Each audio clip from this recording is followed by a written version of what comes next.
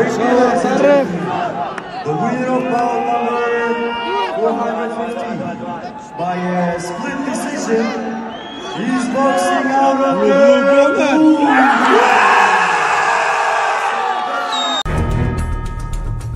Кыргыз мушкери Тажикстандыкты утуп тарыхты жаратты.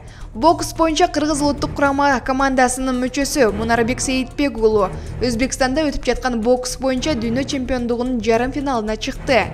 Дүйнө чемпиондугуна 57 килограммга чейинки салмак ченинде катышкан Мунарбек Сейитбек уулу жарым финалга чыгуу үчүн тажикстандык Асрор Вахитовду жеңип алды. Эми финалга чыгуу үчүн ал рингдин ээси Өзбекстандын өкүлү Абдумалик Халаков менен беттешет. Муну менен Мунарбек Сейитбек уулу Кыргызстандын тарыхында бокс боюнча дүйнө чемпиондугунда жарым финалга чыккан алгачкы боксчу болду.